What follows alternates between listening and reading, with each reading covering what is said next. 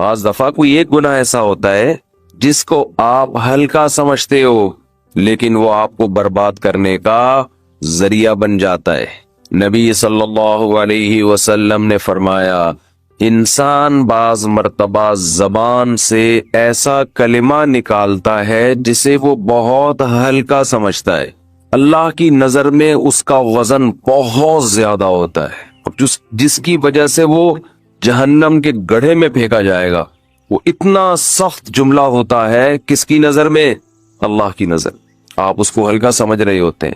بتاؤ کوئی شخص ساری زندگی تہجد پڑھے، رمضان کے روزے رکھے، اللہ کے خوف سے روتا رہے، صدقات و خیرات کرے، کوئی پریشانی آئی اور منہ سے یہ جملہ کہہ دیتا ہے کہ اللہ کو میں ہی ملا ہوں پریشان کرنے کے لیے، ساری ٹینشنیں اللہ نے مجھے کو دی ہوئی ہیں، میرا ہی بیڑا غرق کر کے رکھا رہتا ہے ہمیشہ اللہ۔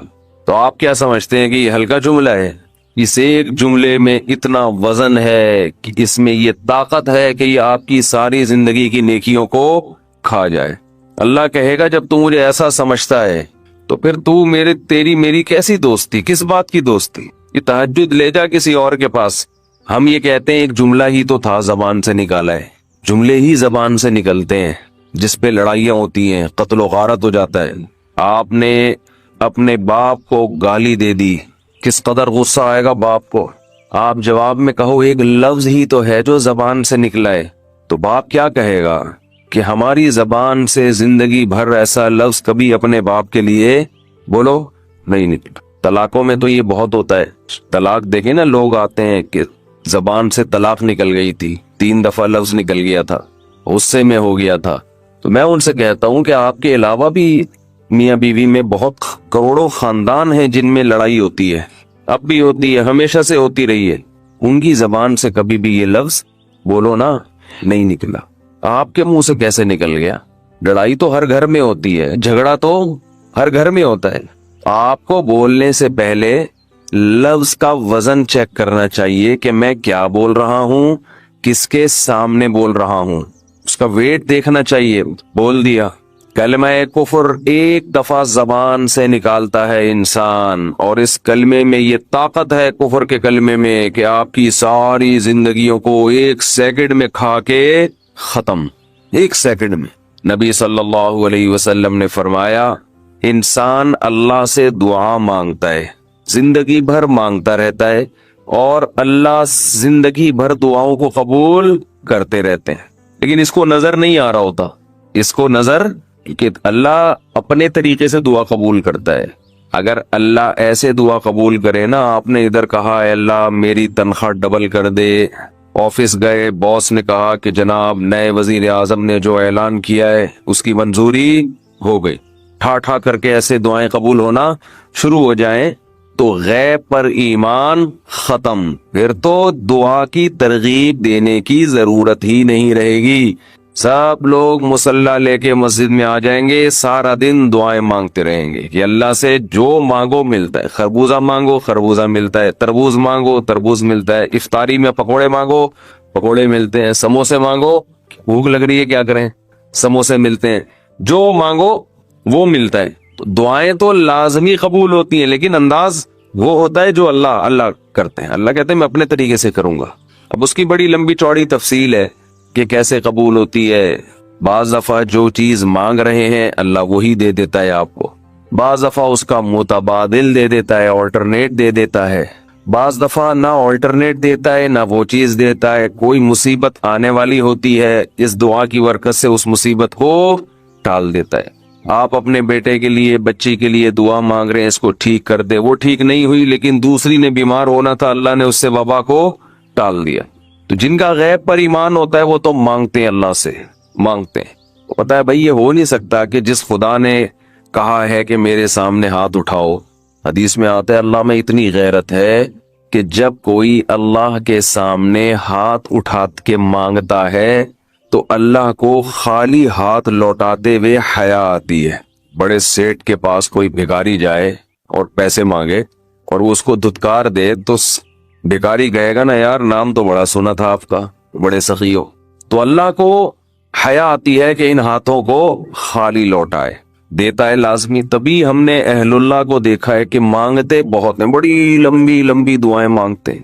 لوگ ان کو بے وقوف سمجھتے ہیں کہ یار یہ ہر وقت مصلی پہ دعائیں مانگتے رہتے ہیں لمبی لمبی, ملتا تو کچھ ہے نہیں. انہیں پتا ہے کہ یہ بہت ملتا ہے اللہ سے مانگنے سے, لیکن اللہ کا انداز ایسا ہوتا ہے کہ صرف وہ مانگیں جن کو غیب پر یقین ہے. یعقوب علیہ السلام ساری زندگی مانگتے رہے اللہ تعالیٰ سے. اس مانگنے کا بدلہ کیا ملا ہے؟ دوسرا بیٹا بھی اللہ نے چھین لیا.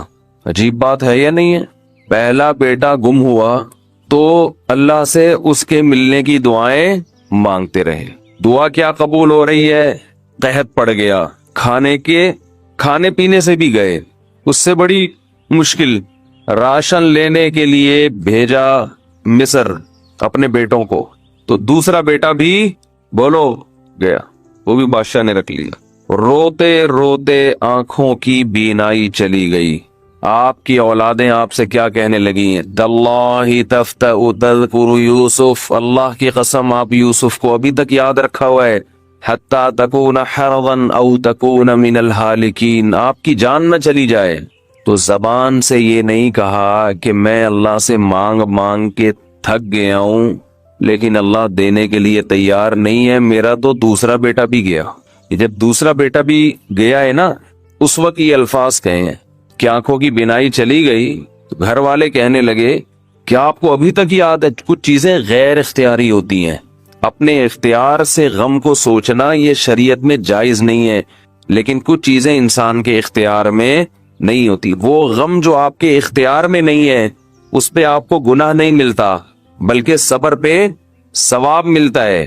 شریعت میں حکم یہ ہے کہ غم کو بھول جاؤ, اس کو ایک ہی چیز کو لے کے مت بیٹھے رہو. لیکن حضرت یعقوب علیہ السلام کو اپنے بیٹے سے اتنی محبت ظاہر ہے اس بیٹے میں بہت ساری خصوصیات تھیں.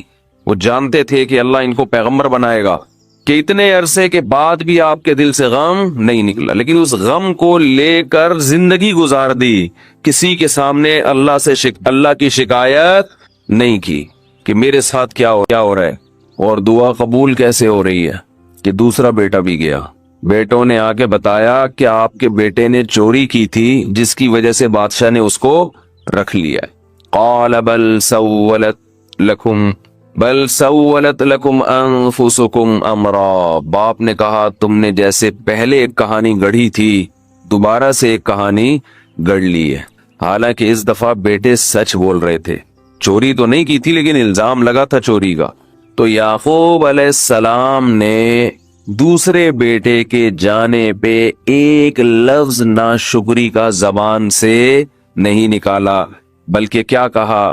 انما اشکو بثی وحزنی الی اللہ واعلم من اللہ ما لا تعلمون, میں اپنا غم تمہارے سامنے بیان نہیں کرتا, صرف اللہ کے سامنے بیان کرتا ہوں, اور اللہ کے بارے میں وہ کچھ جانتا ہوں جو تم نہیں جانتے. کیا مطلب؟ وہ مجھے تسلی دے رہا ہے, اس میں خیر ہوگی. ہمارا کام ہے مانگنا, بھکاری ہیں یہ تو ملحد اور خدا کے منکر لوگ ہیں جو مسلمانوں کا مذاق اڑاتے ہیں کہ یہ دعائیں مانگتے ہیں اور ان کو ملتا کچھ نہیں ہے. او بھائی ہمیں اس سے غرض ہی نہیں ہے کہ رب کیسے دے رہا ہے, ہمیں اس نے پابند بنا دیا مانگو, تو ہمیں اہل اللہ کو تو مزہ اس سے آتا ہے کہ اس نے ہمیں بول دیا مانگو, وہ نہ بھی دے, مانگنا ہی ہمارے لیے سب کچھ ہے. تو میں جو بات عرض کر رہا تھا وہ یہ تھی کہ یعقوب علیہ السلام مانگتے رہے, پھر دوسرا بیٹا بھی چھن گیا. کوئی لفظ مایوسی کا زبان سے نہیں نکالا. تو حدیث میں آتا ہے کہ ایک بندہ مسلسل دعا مانگتا ہے اور اللہ قبول کرتا ہی رہتا ہے, یہاں تک کہ یہ بندہ ایک دن زبان سے ایک لفظ نکالتا ہے, کیونکہ اس کو قبول ہوتے ہوئے نظر نہیں آ رہی ہوتی نا دعا. یہ زبان سے کیا لفظ نکالتا ہے کہ میں دعا مانگتا ہوں مگر اللہ قبول بولو نہیں کرتا. جیسے معاذ اللہ نقل کفر کہ یعقوب علیہ السلام اگر کہہ دیتے کہ اللہ کئی سال سے دعا مانگ رہا تھا بیٹا مل جائے, مگر تو نے تو دوسرا بھی چھین لیا, لہذا ثابت یہ ہوا کہ میں مانگتا تو ہوں لیکن اوپر والا قبول بولو نہیں کرتا. اگر یہ لفظ زبان سے نکالتے جیسے کہ آج کل لوگ نکالتے ہیں زبان سے, تو حدیث میں آتا ہے یہ جو جملہ زبان سے نکالا ہے اس کے بعد سے اللہ قبول کرنا چھوڑ دیتے ہیں. اس سے پہلے ہو رہی تھی, آپ نے یہ لفظ کہہ دیا اس کو ہلکا سمجھ کے. اللہ کے ترازو میں یہ کلمہ, یہ چھوٹا سا جملہ بہت بھاری ہے اللہ کی غضب کو دعوت دینے کے لیے. اللہ کہتے ہیں مجھے تانا دے دیا کہ میں قبول نہیں کرتا. گھروں میں جھگڑا ہوتا ہے نا, عورت کہتی ہے مرد کھلا کھلا کے تھک جائے, بیوی کہتی ہے ہاتھ تنگ کیا ہوا ہے کھلاتے نہیں ہو. بعض دفعہ آدمی کو غصہ آتا ہے کہ اب میں ہاتھ اپنا تنگ کر کے دکھاؤں گا, بنڈے نہیں لے کر آؤں.